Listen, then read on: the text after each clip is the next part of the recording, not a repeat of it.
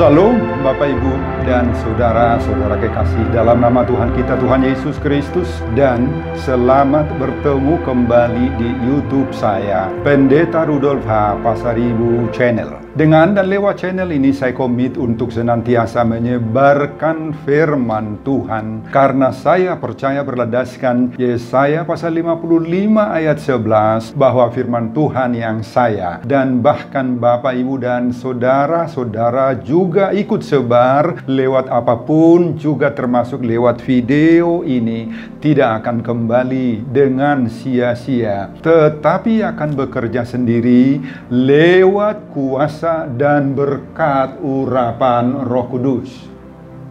Mari saya ajak Bapak, Ibu, dan saudara-saudara semuanya untuk membantu saya menyebarkan pengajaran firman Tuhan khotbah di minggu ke-8 sesudah Trinitatis 2 Agustus 2020, terambil dari Keluaran pasal 23 ayat 1 sampai dengan ayat 9, dan bacaan dari Kisah Rasul-Rasul pasal 5 ayat 1 sampai dengan ayat 11 dengan topik atau tema melawan suap dan korupsi. Dalam bahasa Batak disebut makagigihon sisip dohot korupsi. Saya baca untuk kita simak pembacaan firman Tuhan berikut ini. Judul daripada perikop Keluaran pasal 23 ayat 1 sampai dengan 13, dan khotbah kita dari ayat 1 sampai dengan ayat 9 adalah peraturan tentang hak-hak manusia. Janganlah engkau menyebarkan kabar bohong, janganlah engkau membantu orang yang bersalah dengan menjadi saksi yang tidak benar. Janganlah engkau turut-turut kebanyakan orang melakukan kejahatan, dan dalam memberikan kesaksian mengenai sesuatu perkara, janganlah engkau turut-turut kebanyakan orang membelokkan hukum. Juga janganlah memihak kepada orang miskin dalam perkaranya. Apabila engkau melihat lembu musuhmu atau keledainya yang sesat, maka segeralah kau kembalikan binatang itu. Apabila engkau melihat rebah keledai musuhmu karena berat bebannya, maka janganlah engkau enggan menolongnya. Haruslah engkau rela menolong dia dengan membongkar muatan keledainya. Janganlah engkau memperkosa hak orang miskin di antaramu dalam perkaranya. Haruslah kau jauhkan dirimu dari perkara dusta. Orang yang tidak bersalah dan orang yang benar tidak boleh kau bunuh, sebab aku tidak akan membenarkan orang yang bersalah. Suap janganlah kau terima, sebab suap membuat buta mata orang-orang yang melihat dan memutarbalikkan perkara orang-orang yang benar. Orang asing janganlah kamu tekan, karena kamu sendiri telah mengenal keadaan jiwa orang asing, sebab kamu pun dahulu adalah orang asing di tanah Mesir. Bapak, Ibu, dan saudara-saudara kekasih, demikian khotbah kita di ibadah minggu ke-8 sesudah Trinitatis dari kitab Keluaran pasal 23 mulai dari ayat 1 sampai dengan ayat 9, dan diikat oleh topik melawan suap dan korupsi, maka gigihon sisip dohot korupsi. Saudara, kalau kita simak konten dari perikop khotbah ini, ternyata jauh lebih luas dari topik minggu ini yang hanya sekedar menyuruh kita melawan suap atau sisip dan korupsi. Oleh karena itu, Bapak Ibu, mari kita lihat khotbah ini seutuhnya sesuai dengan konteksnya sendiri. Pada khotbah kita Keluaran pasal 23 ini sungguh begitu indah berbicara mengenai sikap hidup dari orang-orang yang menjadi anak-anak Tuhan, yang sungguh mengasihi Tuhan dan menaati firman-Nya di dalam hidupnya sehari-hari, dan semuanya itu terlihat dalam hal menjaga hal-hal kecil, hal-hal sepele, Ya, seperti kata-kata, ucapan-ucapan, bahkan kalimat-kalimat yang berbau gosip, hoax, ujaran-ujaran kebencian yang dapat memicu percekcokan perkelahian antar sesama hingga antar golongan kepercayaan yang berbeda. Juga mengajar kita bagaimana sikap terhadap musuh dan binatang peliharaan dari musuh itu. Mengajar kita sikap terhadap orang-orang miskin, terutama pada saat orang miskin itu berhadapan dalam suatu perkara hukum. Kemudian mengajar kita juga sikap terhadap suap, sisip, korupsi, sebagaimana topik khotbah di minggu ini. Dan bahkan Bapak Ibu, muatan daripada khotbah minggu ini juga bagaimana sikap kita terhadap orang-orang asing. Orang-orang asing. Saudara, meski bagi umat manusia hal-hal seperti tadi itu semuanya adalah hal-hal yang biasa saja, bahkan sepele. Namun bagi Tuhan sendiri, semua yang kita anggap hal-hal biasa, sepele itu bagi Tuhan sendiri sangat penting. Firman Tuhan ini harus betul-betul menjadi suatu perhatian serius bagi kita dan harus membuat kita terus mawas diri, mawas sikap-sikap kita terhadap setiap sikap dan perlakuan kita sehari-hari di mata Tuhan. Saudara, di dalam perikop khotbah ini kita temukan 7 kali kata jangan, jangan, jangan atau larangan bersama-sama dengan jauhkan. Dan kemudian 2 kali kata-kata yang bernada suruhan. Saudara-saudara, agar isi khotbah kita yang 7 larangan dan 2 suruhan tadi itu semakin jelas. Dan itulah suruhan bagi kita di dalam minggu ke-8 sesudah Trinitatis ini. Mari kita lihat satu persatu. Yang pertama disebutkan tadi, jangan menyebarkan kabar bohong. Pada ayat 1a dituliskan, janganlah engkau menyebarkan kabar bohong. Saudara, ada 2 kata yang perlu diperhatikan di sini, yaitu kata menyebarkan dan kata bohong. Kata menyebarkan dalam bahasa Ibrani itu ditulis nasa, artinya mengangkat, membesar-besarkan, mengangkat ke atas, dan menunjukkan sambil mempertontonkan. Baik lewat wajah dan suara kita, agar semua orang dapat melihat dan memperhatikannya. Itu artinya menyebarkan. Kemudian kata bohong dalam bahasa Ibrani dipakai kata sau, yakni berita-berita yang tidak dipertimbangkan kebenarannya terlebih dahulu. Kata bohong atau sau di situ unreal, which is unsubstantial, whether materially or morally. Yaitu kata-kata yang tidak real, tidak nyata, yang unsubstansial, tidak ada substansinya, tidak ada keberadaannya secara material, secara moral pun nggak ada, tetapi kita pertonton-tontonkan. Dan kata dusta pada ayat 7 dipakai mitdebar sakar, artinya kesaksian-kesaksian palsu yang tidak benar.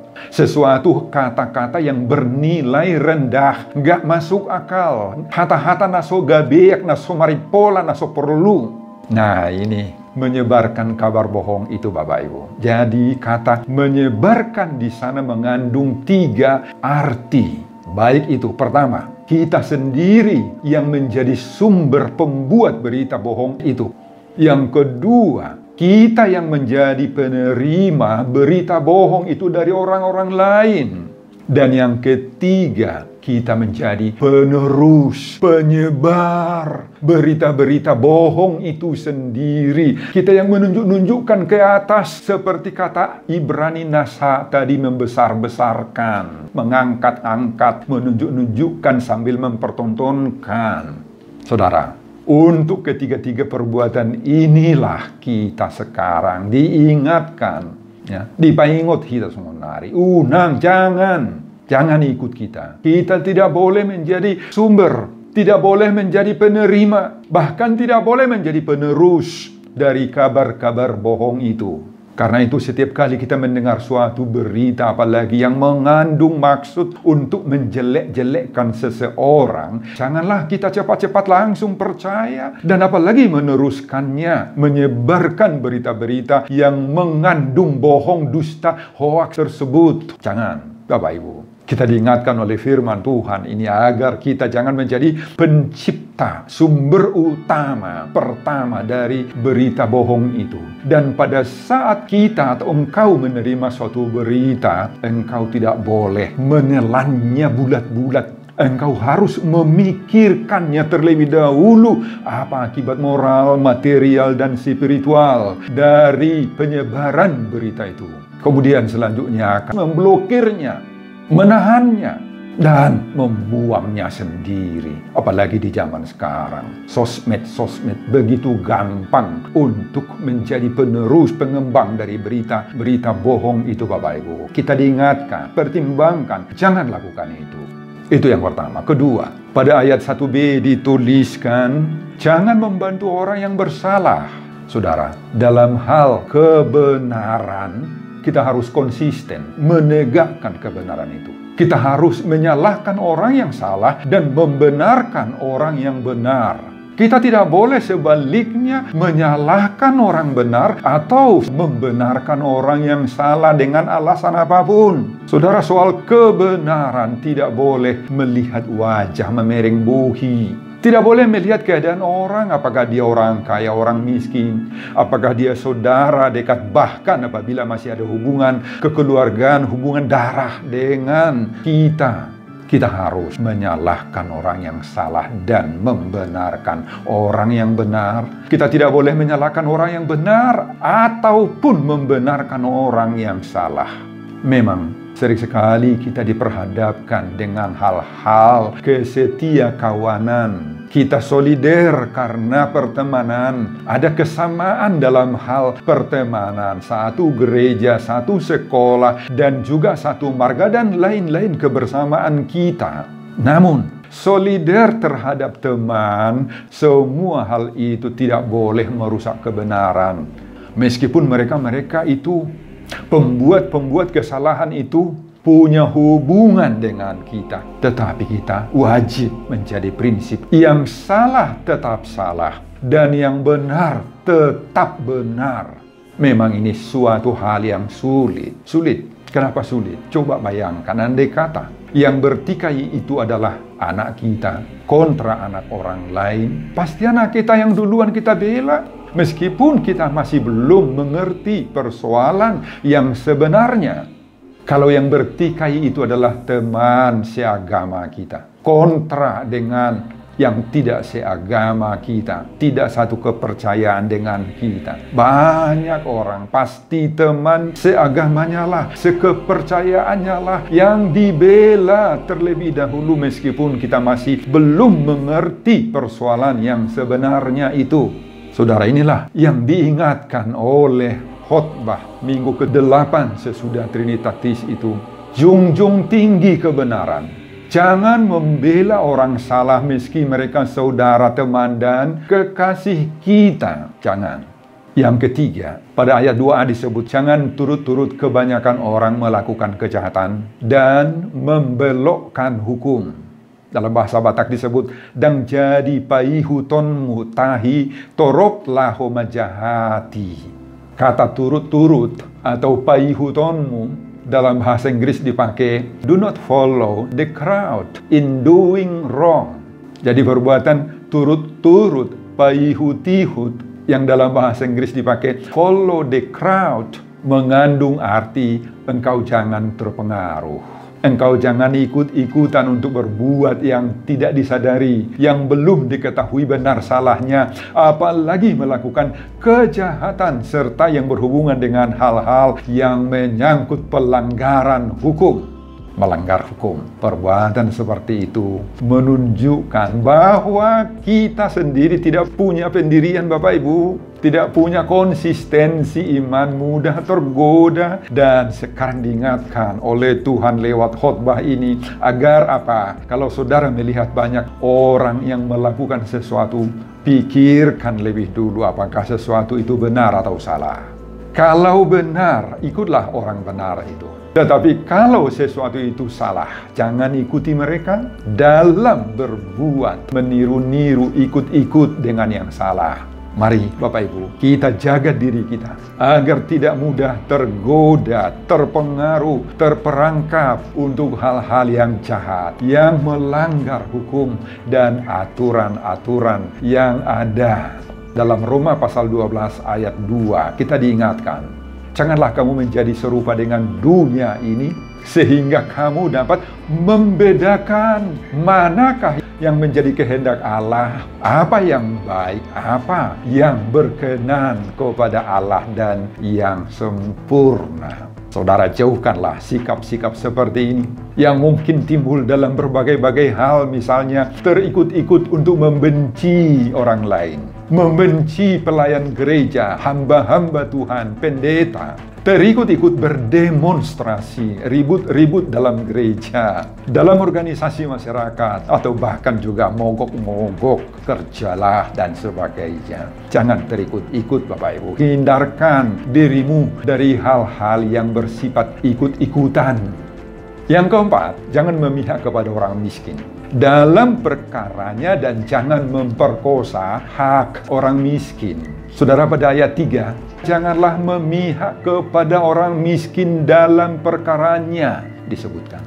Dalam banyak hal kita diajar oleh Tuhan agar senantiasa menolong orang miskin, harus menolong orang miskin. Masih ingat khotbah di pertengahan minggu ke-7 sesudah Trinitatis yang lalu dari Imamat pasal 19 ayat 9 sampai 18? Pada ayat 9 sampai 10 diajarkan agar kita mau memperhatikan orang miskin, mau menolong orang miskin lewat apa? Lewat sebagian dari hasil panen kita. Tinggali sebagian untuk orang-orang miskin, katanya di situ. Saudara, tetapi dalam hal terjadinya perlakuan yang tidak baik dalam diri orang miskin itu, kita diingatkan bahwa kita tetap tidak boleh memihak, membenarkan orang miskin yang bersalah. Jangan gara-gara dia miskin, tetapi seenaknya berbuat jahat. Dan kita harus bela, nggak boleh. Terjadi pembenaran hanya karena status ekonominya miskin, maka itu sesuatu yang bertentangan dengan kehendak Allah. Pembenaran terhadap orang miskin yang bersalah itu, Bapak Ibu, membuat orang miskin itu akan semakin senang dengan kemiskinannya dan tidak ada usaha di dalam dirinya untuk memperbaharui kelakuannya yang tidak benar.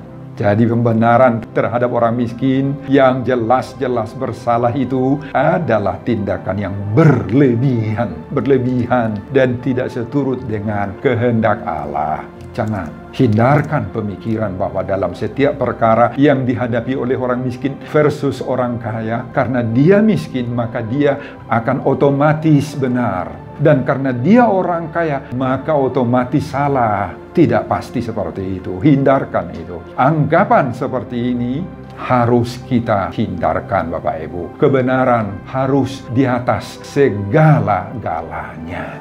Sebaliknya, kontras dengan ayat 3 ini, pada ayat 6 juga diingatkan agar tetap menjaga hak-hak ajasi orang miskin. Jangan memperkosa, jangan menindas orang miskin. Saudara, khotbah ini mengingatkan kita semua berlaku baiklah terhadap semua orang, baik dia orang miskin juga orang kaya. Semua kita harus memiliki etika perilaku dan iman yang lebih dari yang lain agar semakin dikasihi oleh orang lain. Jangan pernah menempatkan diri kita atau mengharapkan perlakuan agar kita kebal terhadap aturan, kebal terhadap hukum dan sebagainya. Jangan. Yang kelima, jangan membunuh disebutkan. Pada ayat 7c dituliskan, orang yang tidak bersalah dan orang yang benar tidak boleh kau bunuh. Ya, tentu larangan ini sudah baku bagi orang Israel dan juga bagi kita semuanya, toh. Taurat yang ke-6 Patik Pauno pun sudah mengatakan, jangan engkau membunuh, unakku membunuh. Tetapi diingatkan lagi kembali karena praktek seperti ini banyak terjadi di tengah kehidupan sehari-hari. Saudara, kata membunuh di sini dari kata Ibrani harak. Arti kata Ibrani harak itu tidak hanya sekedar membunuh nyawa saja. tetapi juga membunuh atau merusak karir, merusak talenta hasil karya, merusak pekerjaan seseorang, bahkan sumber nafkahnya. Nah, ini mengingatkan kita agar tidak hanya menghargai nyawa orang, tetapi hargai karirnya, pekerjaannya, sumber-sumber hidupnya, talenta, dan yang menyangkut kehidupan aktivitas orang. Karena itu semuanya adalah pemberian daripada Tuhan sendiri, Bapak Ibu. Amin. Amin, Bapak Ibu. Keenam, jangan kau terima suap. Pada ayat 8 dituliskan, suap janganlah kau terima. Sebab suap membuat buta mata orang-orang yang melihat dan memutarbalikkan perkara orang-orang yang benar. Inilah juga yang menjadi topik minggu ini, lawanlah suap dan korupsi. Jadi, korupsi merupakan praktik dan tindakan pejabat publik, baik itu politisi maupun pegawai negeri, serta pihak-pihak lain yang terlibat dalam tindakan-tindakan yang secara tidak wajar dan tidak legal, menyalahgunakan kepercayaan publik yang dikuasakan kepadanya. Itulah suap, sisip, dan korupsi.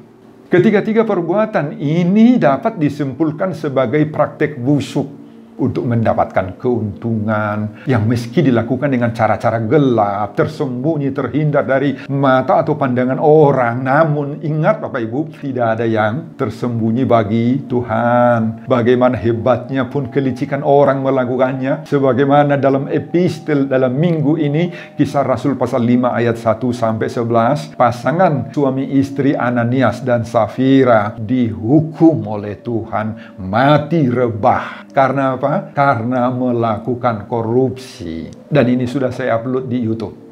Yang ketujuh, jangan kamu tekan orang asing. Pada ayat 9 dituliskan, orang asing janganlah kamu tekan, karena kamu sendiri telah mengenal keadaan jiwa orang asing, sebab kamu pun dahulu adalah orang asing di tanah Mesir. Saudara, inti daripada larangan ini adalah kita harus menghargai semua orang, apapun sukunya, adatnya, bangsanya, bahkan keyakinannya. Kita harus membuang jauh-jauh pandangan ras diskriminasi. Untuk itu, jangan berlakukan dalam persekutuan kita bahwa kasih hanya karena persamaan marga, persamaan asal dan latar belakang, adat, suku, dan agama saja. Diingatkan, jangan lihat sesamamu itu dari sudut pandangmu sendiri. Jangan ada bagi kamu orang asing, tanda kutip orang asing. Kita semua adalah anak-anak Tuhan dan berharga di mata Tuhan. Saudara, itulah 7 kata-kata yang bernada larangan yang harus kita perhatikan dan jauhkan dari dalam hidup kita, Bapak Ibu. Sedangkan kata suruhan kita temukan 2 kali. Pertama, apabila engkau melihat lembu atau keledai musuhmu, segeralah kembalikan. Kedua, tolonglah keledai musuhmu yang rebah, katanya. Itu sangat jelas pada ayat 4 dan ayat 5. Saudara, bagian ini menyangkut tentang bagaimana sikap kita kepada musuh. Lewat kepemilikan mereka dengan binatang-binatang ternak milik mereka yang mengalami sesuatu masalah. Ketika kita melihat seekor lembu sesat dan ternyata lembu itu adalah milik musuh kita atau orang yang menjengkelkan hati kita, maka tindakan yang benar dari kita sendiri adalah tolong lembu itu dan mengembalikan kepada pemiliknya, meskipun pemiliknya itu adalah orang yang senantiasa membuat kita jengkel.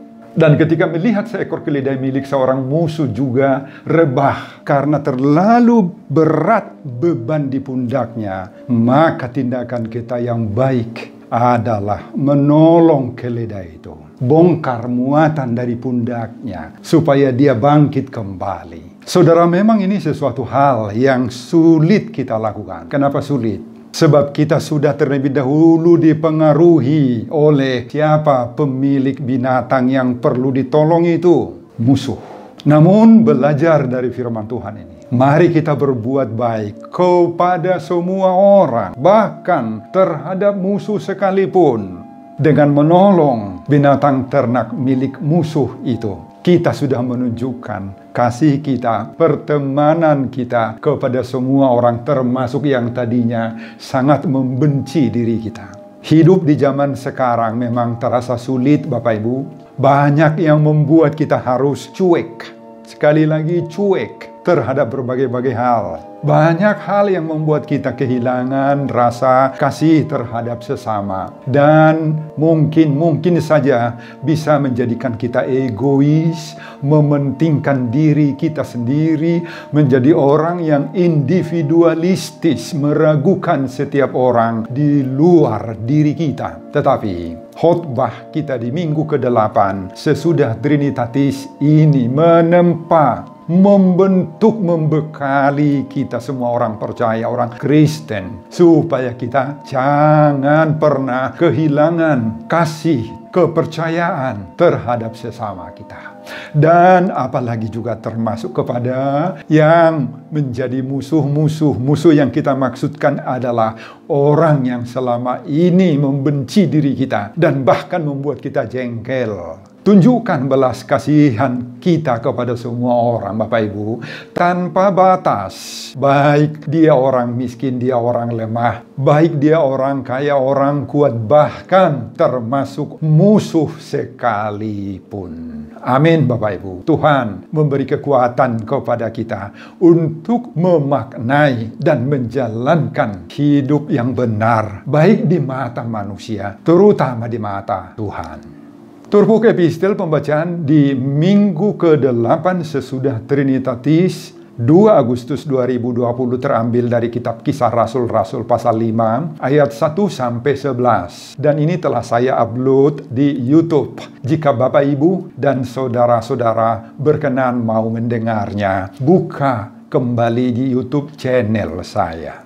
Sebelum saya mengakhiri khotbah ini kembali, saya mengajak Bapak, Ibu, dan saudara-saudara untuk membantu saya menyebarkan pengajaran firman Tuhan khotbah di minggu ke-8 sesudah Trinitatis 2 Agustus 2020 dari Keluaran pasal 23 ayat 1 sampai dengan ayat 9 ini, agar semakin banyak orang yang mau hidup dengan benar, mampu melawan suap dan korupsi. Termotivasi lewat video ini.